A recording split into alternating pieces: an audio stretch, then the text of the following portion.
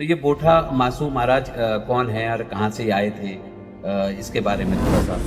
ये चार भाइयों के रूप में जब संकट यहाँ किन्नर दानों के अत्याचारों से यह क्षेत्र पीड़ित था, इस क्षेत्र को संकट से बचाने के लिए पूना भाट ने इनको कश्मीर से लाया, जिनको चार भाई के रूप में जाना जाता है। के विषय में तो ये चार भाई के रूप में मैंने आपसे कहा कि चार भाई के रूप में यहाँ पे इनका अवतरण हुआ। मेरठ सोनपति नगरी कि बोठा मासू जो है ये न्याय के देवता भी हैं। बिल्कुल न्याय के देवता है। मैंने ऐसा है कि वैसे तो ये चारों में किसी प्रकार का ऐसा नहीं है कि ये चारों शक्तिशाली नहीं है। तीनों से इसके अलावा बोठे मासू के अलावा तीनों की शक्तियाँ बिल्कुल जिसका अपरंपार। क्या अपरंपार है। इसकी परीक्षा लेने भी नहीं चाहिए। कई लोग आते हैं, कई लोग हमने देखा है यहाँ केवल इसकी केवल परीक्षा लेने। अच्छा, ऐसे लोग भी आए यहाँ? कई हमारे सामने कई लोग परीक्षा लेना है, वो बाहर से आते थे और कब्र स्टोरी कुछ और बनाते थे।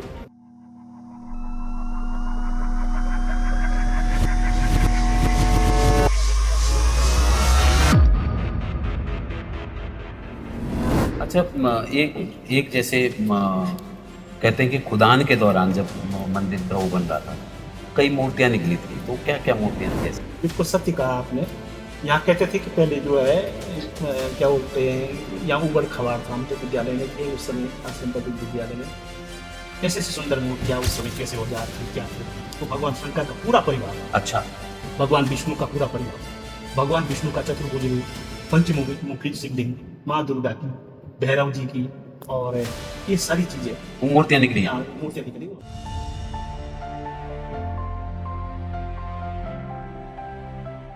नमस्कार, मैं हूं सुनील थपलियाल। लगातार उत्तराखंड के देवी देवताओं को लेकर के हमारा जो चैनल है द महिमा, ये आपके बीच आ रहा है। और आज हम देहरादून डिस्ट्रिक्ट के हनोल में हैं, जहां पर बोठा महाराज जी जो हैं विराजमान हैं। और वैसे भी उत्तराखंड में हनोल को ये पांचवा धाम भी कहा जाता है। और हमारे बीच में आज राजगुरु पूर्णनाथ जी हैं, जो कई पीढ़ियों से जो है महाराज जी की सेवा में यहाँ पर हैं। पूर्णनाथ जी, आपका द महिमा चैनल में आपका स्वागत है। जो कहना चाहूँगा कि बोठा मासू महाराज है, वैसे तो मासू चार रूपों में पूजे जाते हैं, बोठा, बासिक, पवासी और चालदा। और लेकिन क्योंकि हम हनोल में हैं, हनोल में बोठा मासू देवता हैं, वह उनकी पूजा अर्चना यहाँ पे की जाती है। तो ये बोठा मासू महाराज कौन है और कहाँ से आए थे? इसके बारे में थोड़ा सा। धन्यवाद सर, आपके इस महिमा चैनल को मैं धन्यवाद करता हूँ। आप यहाँ तक पहुँचे। आपने प्रश्न किया कि बोठे महासू के विषय में। ये चार भाइयों के रूप में जब संकट यहाँ किन्नर दानों के अत्याचारों से यह क्षेत्र पीड़ित था, तो पूना भाट नाम के ब्राह्मण ने इनको बहुत ही कठिन तपस्या, उनके मार्ग पर बहुत ही कठिनाई आई महासू देवता को कश्मीर से लाने के लिए। और ये कश्मीर से कहा जाता है कि एक झील में नाग रूप में, नाग का स्वरूप उनका था, वो कहा जाता है। कुछ लोग कहते हैं कि वो डल झील थी, तो उसमें ये झील में रहते थे। तो इस क्षेत्र को संकट से बचाने के लिए पूना भाट ने इनको कश्मीर से लाया, जिनको चार भाई के रूप में जाना जाता है। बूढ़ा महासू, बाशिक महासू और पवासी महासू और चालदा महासू। अच्छा, इनकी चार पार्षद हैं जो वीर के रूप में दंत कथा, लोकगीत, जनश्रुति, इस पर ये गाया बजाया जाता है। आज भी यह परंपरा हमारे जितने भी मेले उत्सव हैं उसमें इनका वर्णन आता है, और उसको हम अपने परंपरा से हर मेले इत्यादि में मासू देवता की महिमा को गाते। प्रश्न साहब, आपने कहा बूढ़े मासू के विषय में, तो ये चार भाई के रूप में मैंने आपसे कहा कि चार भाई के रूप में यहाँ पे इनका अवतरण हुआ। मेरठ सोनपति नगरी जिसको मैद्रज के नाम से जाना जाता है, जी। और उसका पौराणिक नाम है सुनपत नगरी। अच्छा। और महासु देवता का जो स्थान जो है चक्रपुरी नाम से जाना जाता है। अच्छा, चक्र। यहाँ कहते थे कि पांडव कालीन में विष्णु नाम के अब कोई वो विष्णु भगवान ही है जो पालन करने वाले हैं, या कोई विष्णु और कोई देवता रहते थे। तो इस विषय में अब क्या कहूँ। और जो आपने गोठे मास की के विषय में कहा, तो एक गोठा है सबसे अ, अब कुछ लोग कहते हैं कि वार्षिक महासु सबसे बड़े हैं, और गोठे मासु दूसरे नंबर पे हैं, प्रवासी मासु, चालदा मासु। अब इतनी मैं क्षमा चाहता हूँ, मासु देवता के का इतना इतनी गहराइयों को तो नहीं समझ सकते, परंतु इनकी चरणों की कृपा से इनके रूप और स्वरूप को जो आज अंदर मंदिर में। पौराणिक मंदिर पे, पांडवकालीन मंदिर में जो सजाया गया है, जो जिसके दर्शन होते हैं, वो जैसे पोठे मासु सबसे बड़े, उसके बाद वार्षिक महासु, फिर प्रवासी महासु और चावदा महासु। बंटवारे में इन्होंने आपस में जब यहाँ पे बंटवारा किया, इससे पहले जो विष्णु से थोड़ा इनका एक संवाद हुआ, और उना भाट से महासु देवता की कुछ ऐसी बात हुई थी। पूर्णा भाट ने कहा कि महासु देवता महाराज, यदि आप उस दानव से उस क्षेत्र में मुक्ति दिलाएंगे, क्योंकि 7 पुत्र तो मेरे निगल गया हूँ। अच्छा। 7वें पुत्र की जब वारी है, उसका नाम था सुनाग। सुनाग। सुनाग है, तो उसकी बारी है। अब मेरे बच्चे को बचा लीजिए और हमारा क्षेत्र भी बचा लीजिए। अच्छा। तो उस तरीके से फिर ये 4 भाई महासु यहाँ पे विष्णु और महासु देवता की एक शर्त रही, 9 दिन और 9 रात तक है, जो यहाँ पर सोने की सुप्पा होता हमारी यहाँ पे, हाँ। उससे धार लगाएंगे, तो जिसके पास ज़्यादा होगा, जिसके पास खत्म हो जाएगा, उसको यह स्थान छोड़ना पड़ेगा जो अंदर मंदिर हुआ है, जो पादक का हुआ। तो उन्होंने कहा कि ठीक है। तो विष्णु और महासु देवता की जब आपस में ये शर्त हुई, तो विष्णु ने उस शर्त मंजूर कर ली, और उन्होंने फिर अपना विष्णु की ओर से पहला आग लगाइए। पहली दान लगाई गई। तो वह 2-4 दिनों में, 5-7 दिनों में खत्म हो गया। और फिर महासु देवता ने कहा कि भाई चलो ठीक है। विष्णु ने कहा कि भाई चलो अब तुम दिखाओ तुम्हारे पास क्या कला है और क्या शक्ति है। तो उन्होंने कहा कि चलो, फिर वो नदी के किनारे, टोंस नदी के किनारे रेता को उन्होंने उस सुप्पे में डाल करके उसकी पुनाई की, उसकी धार लगाई, और रेता सोने के रूप में परिवर्तित हो गया। तो उन्होंने कहा कि महाराज, आपकी बड़ी शक्ति है, आपकी बड़ी कला है, और मैं यह स्थान छोड़ने के लिए तैयार हूँ। फिर उन्होंने कहा कि ठीक है, अब सिंहासन पर तो हम विराजमान होंगे, और इसके साथ साथ तुम्हारी पूजा भी यही हमारे नहीं। साथ यही तो होगी। तो एक मंदिर के अंदर आज भी आप देख सकते हैं, वो साक्षात विष्णु के रूप में है, विराजमान है, और उनकी पूजा भी इसके साथ में है। बाकी बूढ़े मासू की महिमा, चारों भाई जो हैं, 3 पट्टी 5 बिल, बंगाल पर्वत, हिमाचल, ये प्रवासी महासू देवता ही भ्रमण करते हैं। और पावर और देवगार वार्षिक महासु भ्रमण करते हैं। और बूढ़े मासू का यहाँ बैठा राज है। और चालदा मासू के 12-12 वर्ष में जौनसार बावर, और 12 वर्ष तक आपके ये 3 पट्टी बंगाल और हिमाचल पर्वत तक ये भ्रमण करते। भ्रमण कर।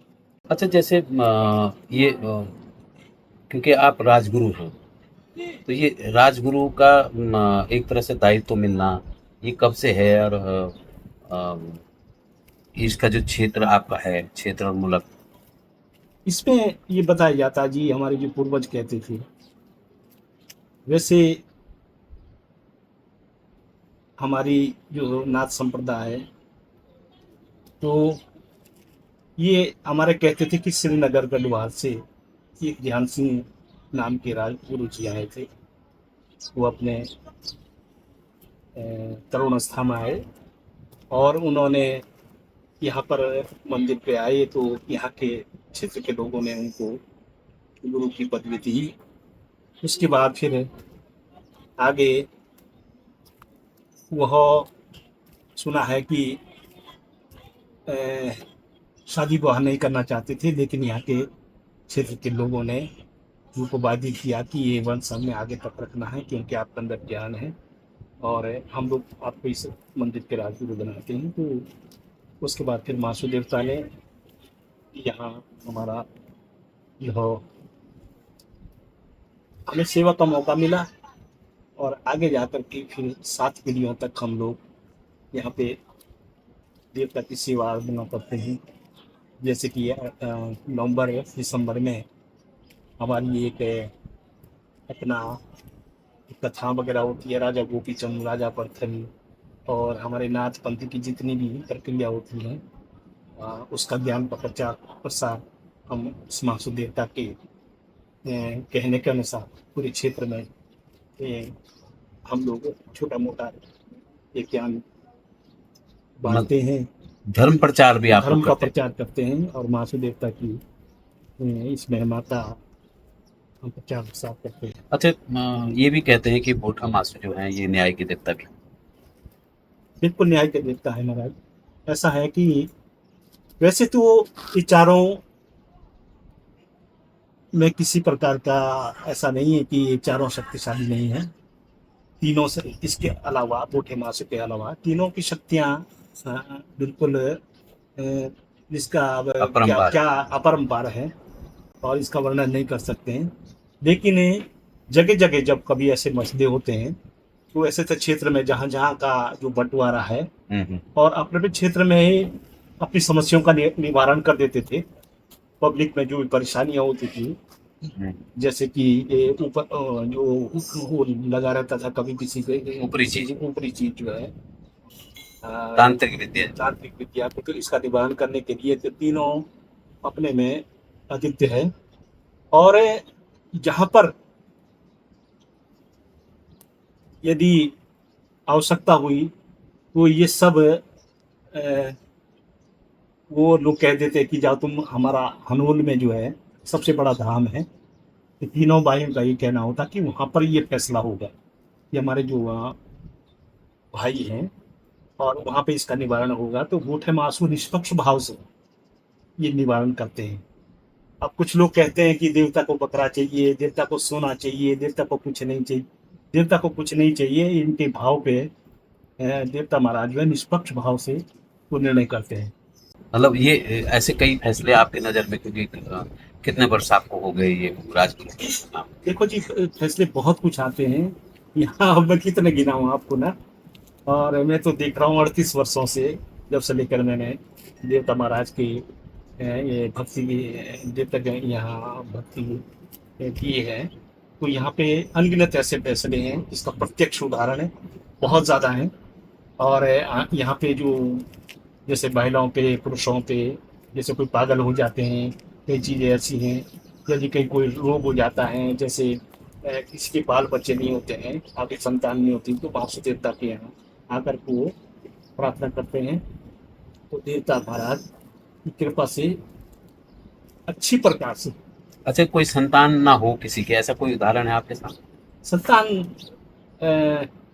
वैसे मैं उदाहरण तो मैंने आपके सामने अनगिनत बता दिए कि कई लोग आते हैं यहाँ की बीज की प्रक्रिया, सब यहाँ पे बीज दिया जाता है जिसको चावल के रूप में, वो अंदर से एक घड़ी है, वो चावल पुजारियों द्वारा दिया जाता है।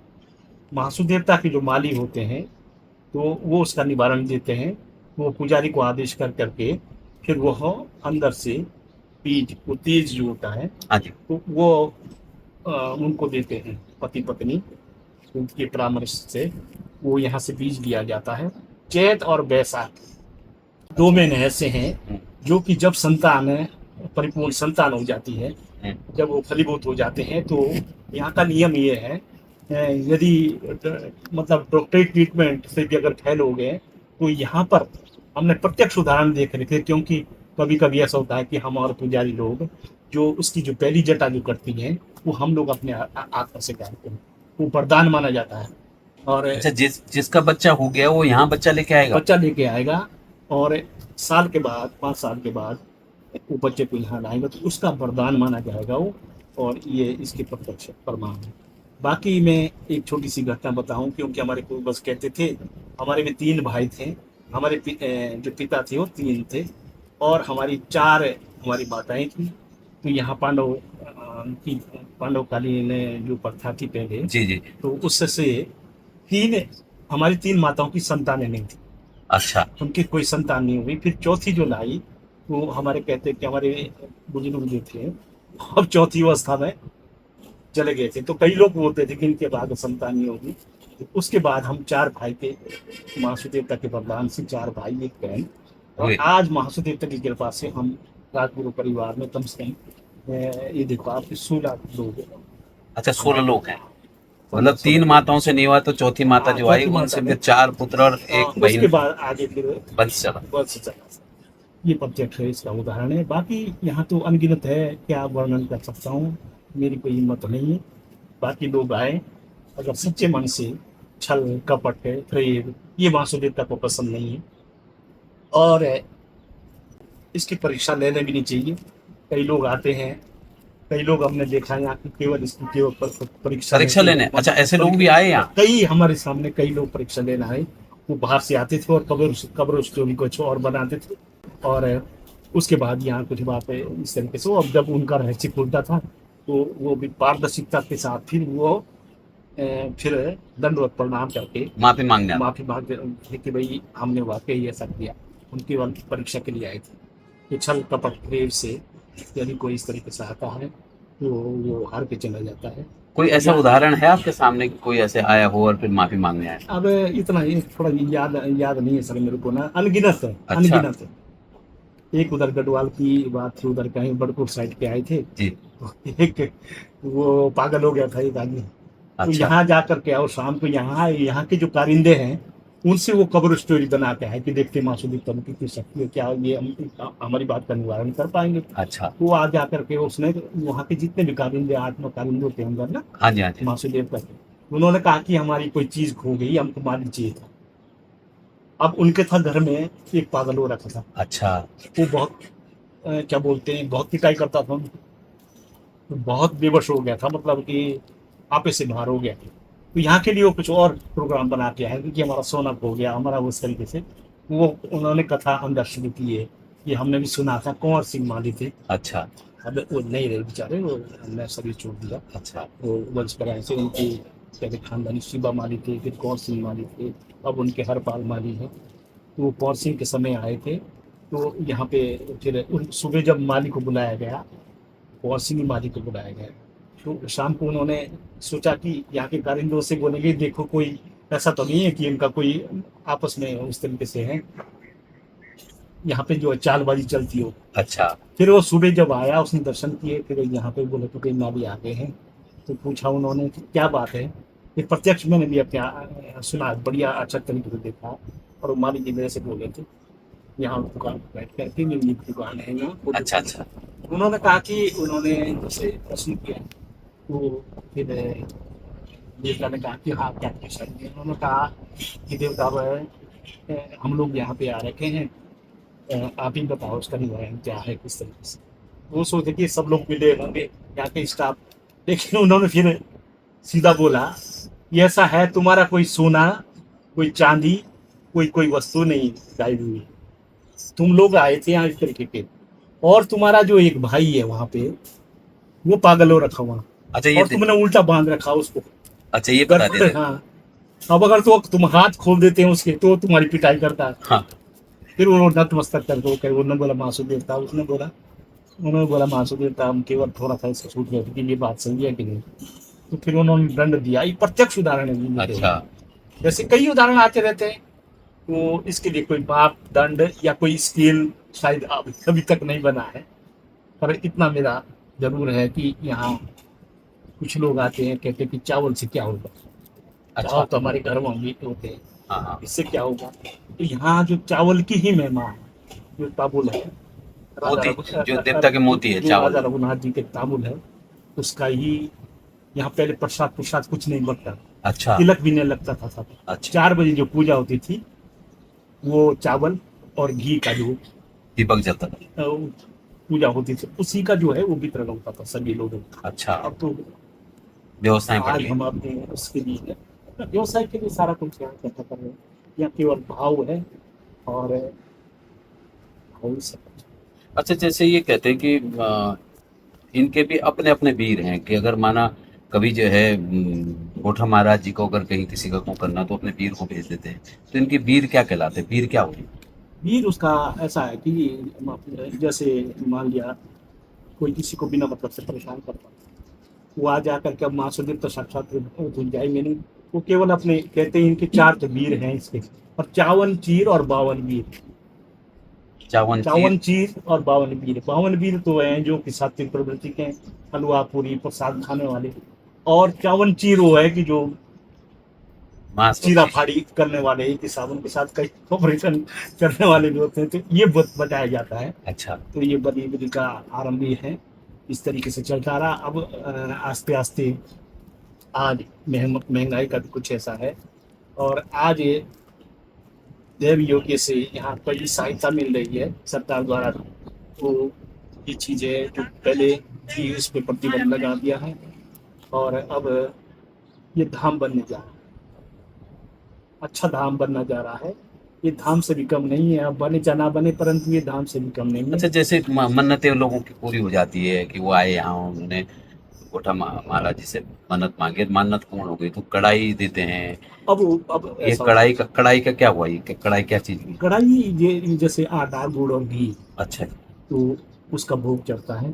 अच्छा। और यहाँ पर पूरे वर्ष भर वासुदेव तक यहाँ जागरा विश्व के शुभ अवसर पर जो हमारी यहाँ जौनसार बावर में जो छोटी छोटी गायें होती है, उसका दीपक, उसके घी से जो दीपक जलाया जाता है, वर्ष भर वो दीपक जो महासुर देवता को यहाँ पे भेंट स्वरूप है, वो हमारी माता बहनें उसको पवित्रता के साथ, शुद्धता के साथ, घी लेके आते गाय के घी है, उसके लिए भी कार्य रखे सर।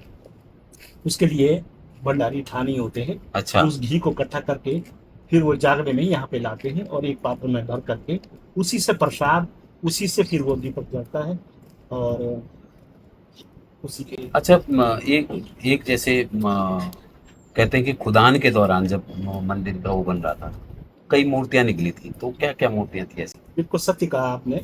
यहाँ कहते थे कि पहले जो है क्या बोलते हैं, यहाँ उबड़ खवाड़ था। हम तो विद्यालय में थे उस समय, आश्रम पद्धति विद्यालय में, त्रिवेणी में या अम्बाड़ी में। तो जब इसकी खुदाई हुई थी, ये अब क्या बताऊँ मैं आपको, ये सन याद नहीं है, 82-83 में हुई थी कि 75 में हुई थी। तो यहाँ खुदाई से ही यहाँ पे मूर्तियाँ प्रकट हुई। अच्छा। मूर्तियाँ निकली है, फिर उसको एक जगह इकट्ठा करके उसको संग्रहालय में भारत पुरातत्व के द्वारा, तो हमारे यहाँ के जो देवता के जो कार्यकर्ता थे, सियाने हैं, बजीत हैं, उन लोगों ने उसको गवर्नमेंट के उसमें उनके अंडरटेकिंग कर दिया संरक्षण के लिए। आज भी वो मूर्तियाँ संग्रहालय में हैं, और इतनी सुंदर सुंदर मूर्तियाँ हैं, और जैसे कि आप देखेंगे तो ऐसा कि कैसी बात नहीं हो रही, ये बात क्यों नहीं कर रहे, कैसे ऐसी सुंदर मूर्तियाँ उस समय कैसे औजार थे, क्या थे। तो भगवान शंकर का पूरा परिवार, अच्छा। भगवान विष्णु का पूरा परिवार, भगवान विष्णु का चतुर्भुज रूप, पंचमुखी शिवलिंग, माँ दुर्गा की, भैरव जी की, और ये सारी चीजें वो मूर्तियां निकली यहाँ। मूर्तियाँ निकली, वो अभी संग्रहालय में भारत तत्व विभाग के द्वारा उनके संरक्षण संवर्धन में रखी हुई। अब थोड़ा सा ये है कि अब उनसे बोलना पड़ता है, तो वो दिखा भी देते हैं, अरे, जैसे वो अनुमति देते आगे से नहीं। अब वो भी उनके पुरातत्व विभाग की वो संरक्षण है। मांगी है, जिनकी अनुमति हो तो वो दिखा देते हैं। अच्छा, जैसे आप ओणा भाट की बात कर रहे थे कि मतलब उन्हीं की देन रही कि हिमाचल से यहाँ, तो ओणा भाट ये नाम था कि कुछ वो थे ये उनका ऊणा भाट नाम था जी, और पंडित जी का? केला, हाँ, पंडित जी का नाम ऊणा भाट था, और कैलावती उनकी धर्म पत्नी थी। और सुनाक एक ही नाम याद है, सुनाक उसके साथ कुछ रहते, अब वो सातों के नाम तो आते नहीं। परंतु दंत कथाओं में ऐसी अच्छा, जैसे कभी ऐसा हुआ कि आपने अपने आप देखा हो कि अ, कोई बांध के लाया हो यहाँ, मतलब पूरा पागल हो रखा हो, लेकिन देवता ने ठीक कर दिया। ऐसे कई कई उदाहरण हैं। अब ये पता नहीं कि कहाँ कहाँ के किस क्षेत्र में थे। ये मैं सत्य बता रहा हूँ आपको। पागल महिलाएं आती हैं, पागल पुरुष आते हैं, पागल छोटे बच्चे आते हैं, इस तरीके से वो बिल्कुल यहाँ से ठीक होकर चले जाते हैं। एक मेला ऐसा होता है दिस्सू में, दिस्सू का जो मेला है, तो यहाँ पे इधर कुआनो साइड से एक मेला आता है, तो लगभग 12-15 गाँव का आता है, तो तीसरी वर्ष आता है। यहाँ हाँ जी, उनके साथ कभी कभी अवसर हो तो आप जरूर देखना। तो वहाँ पे अब गिन भी नहीं सकते कितने लोग, महिला पुरुष बच्चे, छोटे छोटे बच्चे, छोटी छोटी लड़कियां, तो कहते हैं कि उन पे मांगली आ गई, उनके रूप मकान का क्या बोलते हैं ऊपर आते हुए हैं। तो जब वो विश्व आता है यहाँ तो इस प्रांगण में जा करके उसके बाद उनको कुछ नहीं होगा, वो बिल्कुल ठीक हो जाते हैं। अच्छा। हाँ जी, जिसको वो चिपक जाता है तो क्योंकि 3 वर्ष के बाद आते हैं। और जौनसार बावर से और भी कई जगह से जो आते हैं इस प्रकार के जो पागल समझो जैसा कुछ भी है, लेकिन कई लोग यहाँ से बिल्कुल ठीक होता है। अच्छा, जैसे जमीनी विवाद कोई आपके दौरान हुआ हो कि भाई जमीन में न्यायालय में उसको जो है उसके फेवर में फैसला नहीं आया, मतलब किसी की जमीन कब्जा रखी और न्यायालय ने भी उसके पक्ष में फैसला दिया, लेकिन यहाँ आता है तो उसके पक्ष में फैसला हो जाता है। उसके पक्ष में ऐसा है कि महाप्रभु तात्विक गुण करना कि न्याय के देवता है, राजा रघुनाथ जी तो चारों जनता में धूम न्याय के बड़े पक्के थे, मतलब जो है सत्य बोलते थे। और आज भी ये देखने को मिल रहा है कि निष्पक्ष भाव से न्याय करते थे, क्योंकि ये खोट देख लेते थे, उसकी पूरी फाइल पढ़ लेंगे वो क्या है किस तरीके से। तो जो माली लोग चावल देते हैं सर, और जो न्याय के लिए आते हैं, उसमें जो 3 महीने का, 6 महीने का, 1 वर्ष का जो बंधन दिया होता है, वो देवता इस तरीके से देखते हैं कि भाई तुम कितना मुझे मानते हैं और कब तुम असलियत उगलेंगे, क्योंकि मुझे तो तुम्हारा न्याय करना ही है। परंतु उनको भी एक बार वो थोड़ा सा मौका देते। मौका देते हैं कि तुम एक्सेप्ट कर रहे हो अपने को, अपनी भूल को स्वीकार कर रहे हो, फिर ये बंटवारा भी नहीं चाहते। अच्छा। अब जैसे हम लोग 4 भाई है, 5 भाई है, जैसे जैसे हमारे यहाँ होता है ना, जैसे बड़े बड़े हैं, तो अगर कोई बढ़ते हैं तो ज़्यादा बस महासुदेव का डर लगा करके और उसको हम सुचारू रूप से पंचों के हैसियत से उसको बांट देते, फिर ज़्यादा कानूनी कार्रवाई नहीं मांगते। और अगर कोई ये सब चला भी गया तो उसको निष्पक्ष भाव से तो उसकी जीत महासुर देवता करो, फिर मिट्टी उठा करके उस जगह की महासुर देवता को के सामने ले आते हैं, फिर देवता उसका निवारण सारा बता देता है। इसमें इस प्रकार का विवाद है और इस प्रकार का विवाद है। ये कभी तोड़ता नहीं किसी को, अगर किसी ने छीटा कसी कर भी दी तो उसको पहले समझाने का प्रयास करते हैं। वो जो चावल दिए जाते हैं कि भाई जाओ उसको समझाओ कि नहीं, वो मैं नहीं मान रहा, बिल्कुल नहीं मान रहा, कि ठीक है ये मैं चावल देता हूँ, उसके बाद फिर मैं देख लूँगा। फिर यदि तो वो मान गया तो तो फिर ठीक है। निवारण हो जाता, नहीं माना फिर उसको उसका दंड भुगतना ही पड़ेगा। फिर 6 महीने में लगे, 8 महीने में लगे या 10 महीने में लगे, फिर जब वो परेशान हो जाएगा फिर जा करके यहीं आएगा फिर। यहाँ आएगा, फिर देवता भुगते भाई मैं तो पहले भी तुमको समझा दिया था। तो ये राजा रघुनाथ ये बंटे नहीं जी कभी। बंटवारा अभी मैंने आपसे बोला कि बंटवारा नहीं होगा, वहां पे केवल ये इस क्षेत्र में असुरी प्रवृत्ति के और इस प्रकार से जो चलता है क्षेत्र में, इसीलिए अपना ब्रह्मणशील देवता है। और कभी भी ये जो है बस दर्शन करने के लिए अपनी बोलियां की जाती हैं। और इस क्षेत्र में केवल रखवाले हैं हमारे, राजा रघुनाथ बटे नहीं है आपस में। अच्छा, एक कहते हैं कि देवता का डोरिया चलता है, ये क्या हुआ ये डोरिया? डोरिया ये इसको शिवलिंग के स्वरूप का भी माना जाता है। अच्छा। ये जो डोरिया थे जी जी जी। ये बाथा जब जाता था गर्भोत्सव करने के लिए वासुदेव तक बाद, फिर ये अनाज वगैरह जो कर लाया जाता था, जो राजी कर था, और राजा तो ये कहलाए तो इसका जो उस टाइम अनाज इकट्ठा करने के लिए फिर देव का महाराज उस क्षेत्र में जाएंगे और इसके कोठार और भंडार कई जगह, अच्छा। जौनसार, बावर, देवगार और रवाइन क्षेत्र में भी कहीं तो इसके कोठार होते थे। आपके उत्तरकाशी क्षेत्र में भी है, अच्छा। जैसे खरसाड़ी है, तो इनके जगह जगह भंडार है। तो वो सालाना का 2 फसलें इकट्ठी करके देवता का जो पूजा जाता था वहाँ, तो उसको एक ठार होती है हमारे यहाँ, ठार होती है, जैसे एक नीचे प्रस्थान होता है चौकट है, उसको मंदिर तो जैसे देवी का होता है, तो वहाँ पे उसको इकट्ठा करके सारे से गाँव के लोग, फिर किसी के यहाँ घी हुआ, घी इकट्ठा किया जाता था देवता की पूजा के लिए। तो उस समय भी जब घी वगैरह तब भी पूजा जाता है, अच्छा। ये इकट्ठा करके यहाँ लाते थे। उस समय लोग बाग स्वयं खाना बनाते थे, अच्छा। अपने आप लकड़ियाँ लाते थे, फिर मंदिर प्रांगण के अंदर जैसा कुछ भी बनता था, सादा भोजन बनता था अपना वो लोग। अब थोड़ा सा आगे थोड़ा विस्तार हुआ, थोड़ा परिवर्तन हुआ, तो अब बंद बनाया भोजन मंदिर समिति द्वारा। अच्छा, ये शाम बात। का भोजन बनता है, और जो कर का जो एक स्वरूप है ये चलता रहता है। जैसे मान लिया मेरे खेत में, तो जो पहली फसल है, उसका मैं एक सोपा या एक पाथा या एक चोटी होती है हमारे यहाँ, अच्छा। जिसमें चार चार सेर आते हैं, 900 ग्राम के अच्छा। सेर या 900 ग्राम का। अच्छा। वही सबसे पहले जब कभी भंडारा बनता तो 900 ग्राम का ही सेर लगता है, क्यों 1000 ग्राम का क्यों नहीं था, 900 ग्राम का हुआ। नौ नारायणों का स्वरूप है, उसका अच्छा। प्रसाद है। तो वो सेल लगेगा, उसके बाद सारा क्या बोलते हैं वो लगेगा। अभी भी वो भंडारी की प्रक्रिया, वो भंडारी होती है इसकी चाह। अच्छा। अगर पाक पर भी बन रहा वहाँ पे, ये फिर यहाँ से उस शेर से दिया जाएगा। उसके बाद फिर कुछ वहाँ भी कट्ठा कर लेंगे, अनाज ऊपर जाएगा कोठार से। कुठार से। जैसे इसके अनुमिलन कोठारे काफी है, जौनसार बावन जगह जगह इसके कोठारे जहाँ से देवता का वो आता है। उसके बाद भी उसको सेवा में लाते हैं, सेव का लोग के वो लाते हैं इसको। अच्छा, एक अंतिम क्वेश्चन है। कई आपके नज़र में कोई ऐसे राजनेता हैं कि जो आए हों बोठा मासू के पास और उसके बाद जीत गए चुनाव?